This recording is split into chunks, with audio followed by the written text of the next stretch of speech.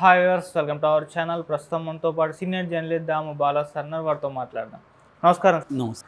Sir, దేశంలో మధ్యంతర ఎన్నికలు రాబోతున్నాయి అన్నట్టుగా అమిత్ షా గారు ఒక సూచన చేశారు సార్. ఇప్పుడు మధ్యంతర ఎన్నికలు వస్తే మరి ఇక్కడ ఆంధ్రప్రదేశ్లో చూసుకుంటే చంద్రబాబు నాయుడు గారు అండ్ కూటమి ప్రభుత్వం కాస్త కంగారు పడుతున్నట్టుగా, ఎందుకంటే 2026లోనే ఎలక్షన్స్ వస్తాయి, మొన్నే జరిగాయి.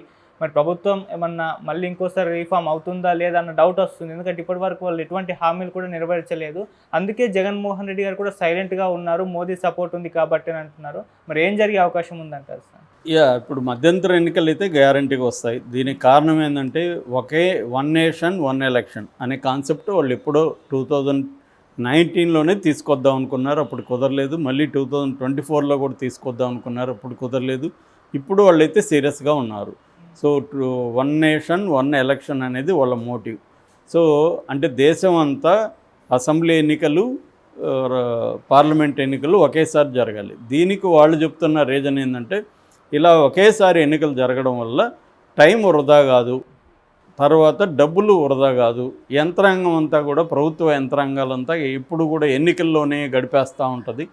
ప్రజల సంబంధించిన సంక్షేమం, అభివృద్ధి మీద, గవర్నెన్స్ మీద ఫోకస్ చేసే పరిస్థితి ఉండదు. కాబట్టి ఒకేసారి జరగడం అనేది బాగుంది అనేది వాళ్ళు చెప్తున్నది. ఇది వినడానికి బాగానే ఉంది, లాజికల్గా కరెక్టే కదా అనిపిస్తుంది ఎవరికైనా. నిజమే కదా, ఒక్కొక్క స్టేట్లో ఒక్కొక్కసారి ఎన్నికలు జరుగుతూనే ఉంటాయి, ఎవరి ఇయర్ ఎక్కడో జరుగుతూ ఉంటాయి. దీనివల్ల ఎందుకు ఇబ్బంది, ఒకేసారి జరిగితే సరిపోతుంది కదా అనేది ఉంది. కానీ ఇక్కడ చాలా ప్రాబ్లం. అసలు బీజేపీ ఎందుకు, వాళ్ళు ఎప్పుడైనా కూడా ఏ పొలిటికల్ పార్టీ అయినా బయటికి చెప్పేది ఒకటి, ఇంటర్నల్గా వాళ్ళకు ఉండే కారణాలు వేరే ఉంటాయి. బీజేపీ ఎందుకు ఇలా చెప్తుందంటే, బీజేపీకి ఉన్న తలనొప్పి ఏంటంటే, అనేక రాష్ట్రాల్లో స్థానిక పార్టీలు బలంగా ఉన్నాయి. ఈ పార్టీలు ఏం చేస్తాయంటే, అక్కడ లోకల్గా స్టేట్ ఎలక్షన్లు జరిగినప్పుడు స్థానిక సమస్యల కేంద్రంగానే ఆ ఎన్నికలు జరుగుతాయి. స్థానిక సమస్యల్లో ఇప్పుడు చంద్రబాబుని తీసుకుంటే అక్కడ స్థానిక పరిస్థితులను బట్టి అక్కడ జరిగాయి. ఇక్కడ కూడా అంతే. ఇక్కడ కేసీఆర్ వర్సెస్ రేవంత్ రెడ్డి అన్న నెరేటివ్లోనే ఇక్కడ జరిగాయి. మనకి కర్ణాటకలో అది ఎక్కడైనా కూడా లోకల్ సమస్యలు ప్రధానంగా జరుగుతాయి.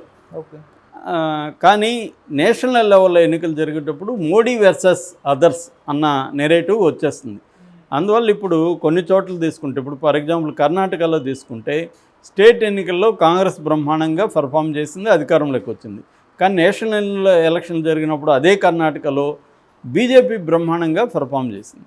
తెలంగాణ తీసుకుంటే తెలంగాణలో స్టేట్ ఎన్నికల్లో బీజేపీ పెర్ఫార్మెన్స్ పూర్గా ఉంది, ఎంపీ ఎన్నికల్లో బీజేపీ పెర్ఫార్మెన్స్ ఈక్వల్ టు కాంగ్రెస్కి 8 వచ్చాయి, బీజేపీకి 8 వచ్చాయి.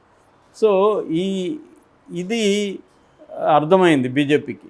సో అందుకని మనం కానీ నేషనల్ ఎన్నికల్ని, రాష్ట్ర ఎన్నికల్ని ఒకేసారి జరిపేస్తే అప్పుడు లోకల్ ఇష్యూస్ని డామినేట్ చేసి నేషనల్ ఇష్యూస్ ముందుకు వస్తాయి. సో అప్పుడు మోడీ వర్సెస్ అనేది ఏర్పడుతుంది. కాబట్టి ఆ కాంటెక్స్లో మనకి విన్నింగ్ అవకాశాలు బెటర్గా ఉంటాయి అనేది మోడీ అండ్ కో ప్లాన్ అనమాట. దీన్ని ఎప్పటి నుంచో అమలు చేయడానికి ట్రై చేస్తున్నారు. దీనికి కొంతమంది వ్యతిరేకిస్తున్నారు, ముఖ్యంగా ఇండియా కూటమిలో ఉన్న నాయకులు వ్యతిరేకిస్తున్నారు. కొంతమంది సపోర్ట్ చేస్తున్నారు. జగన్ లాంటి వాళ్ళు, కేసీఆర్ లాంటి వాళ్ళు కూడా సపోర్ట్ చేశారు, మాకు అభ్యంతరం లేదని చెప్పారు.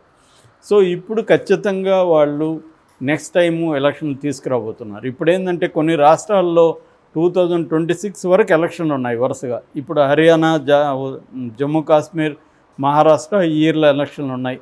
బీహార్, ఢిల్లీ లాంటి రాష్ట్రాల్లో నెక్స్ట్ ఇయర్ ఎలక్షన్లు ఉన్నాయి. తర్వాత ఉత్తరప్రదేశ్, తమిళనాడు, వెస్ట్ బెంగాల్ 2026లో ఎలక్షన్లు ఉన్నాయి.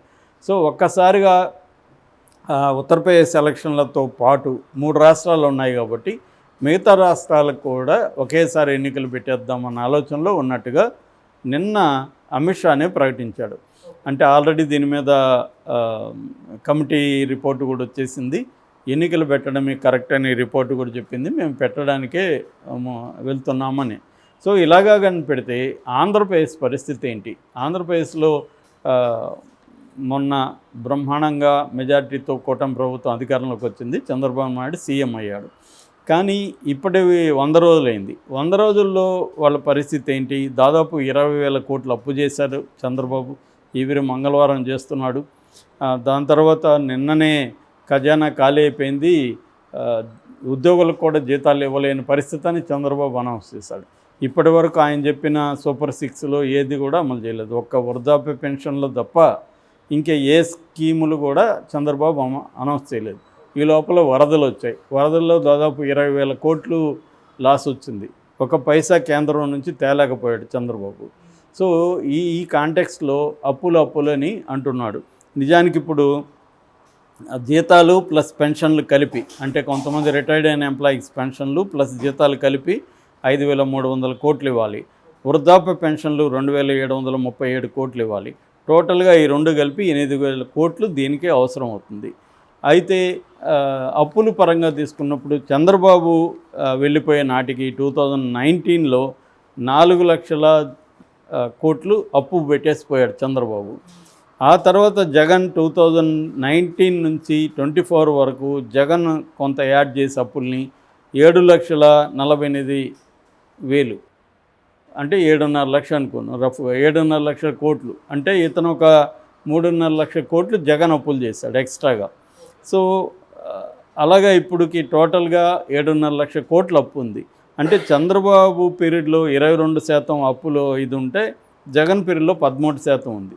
సో జగన్ వాళ్ళ లాజిక్ ఏంటంటే, మేము కరోనా టైంలో 70,000 కోట్ల లాస్ వచ్చింది, అయినా కూడా 2,74,00,000 కోట్లు డీబీటీ ద్వారా ప్రజలకు అందించాము, అందుకే మేము 3.5 లక్షలు అప్పులు అవ్వడానికి కారణం ఇది. చంద్రబాబు మరి ఏం చేశాడు ఆ టైంలో, 4 లక్షలు ఎందుకో ఆయన అప్పు చేశాడు చెప్పాలి అనేది వీళ్ళు అంటున్నారు. వాళ్ళు అసలు 7 కాదు ఇది దొంగ లెక్కలు, 13 లక్షల కోట్లు అప్పులు అయిపోయినాయని వాళ్ళు అంటున్నారు. మరి అంత అప్పులైనాయని ముందే తెలుసు కదా ఎలక్షన్ ముందు. కానీ చంద్రబాబు ఎందుకు అటువంటి హామీలు ఇచ్చాడు? సంవత్సరానికి 1,50,000 కోట్ల ఖర్చు అయ్యే హామీలు చంద్రబాబుని ఇవ్వమని ఎవడు అడిగాడు?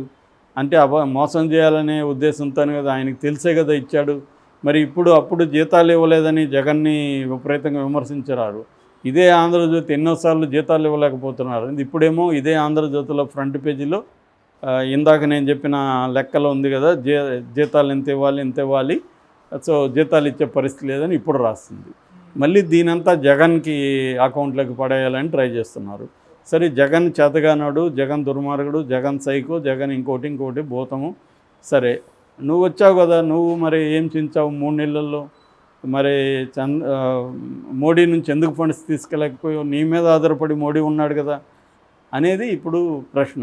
దీంతో వైసీపీ వాళ్ళు ఏం చెప్తున్నారంటే, చంద్రబాబు ఈ బేదార్పులు ఎందుకు వెళ్ళిస్తున్నాడంటే అమరావతి మీద డబ్బులు ఖర్చు పెట్టాలనే ప్లాన్లో ఉన్నాడు.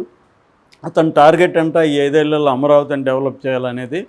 అందుకని నారాయణ కూడా ఫస్ట్ పేజీలో 60,000 కోట్లు అమరావతికి అవసరం అవుతాయి, అక్కడ రిజర్వాయర్లు నిర్మిస్తాము, అక్కడ రిటైనింగ్ వాల్స్ కడతాము, ఇవన్నీ చెప్తున్నారు. సో దీనికి డబ్బులు పెట్టాలంటే వేరే వాటికి ఆపేయాలి, డబ్బులు వేరే వాటికి అంతా ఆపేసి ఓన్లీ అమరావతికే ఇవ్వాలి అన్న ప్లాన్లో చంద్రబాబు ఉన్నాడు అన్నాడు. కానీ ఇవన్నీ చేయాలంటే కూడా మోడీ అనుమతులు అవసరం.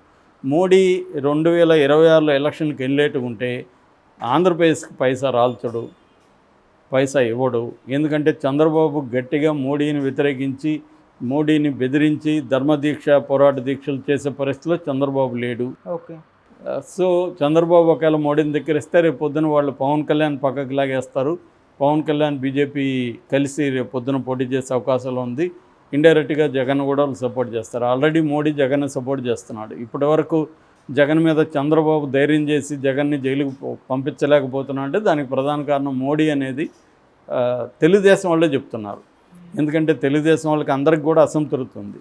సో ఈ కాంటెక్స్ట్లో జగన్ మోడీ కలిసే ఉన్నారు ఇప్పటికీ. అందుకని జగన్ ఎక్కడ కూడా మోడీని ఒక మాట అనట్లేదు ఇప్పటికి కూడా. జాగ్రత్తగా గమనిస్తే పవన్ కళ్యాణ్ కూడా మోడీ ఎక్కడ అనట్లేదు. మొన్న కూడా పవన్ కళ్యాణ్ అమాయకుడని మాట్లాడాడు, చంద్రబాబు మీద ఫోకస్ చేస్తున్నాడు. సో మోడీ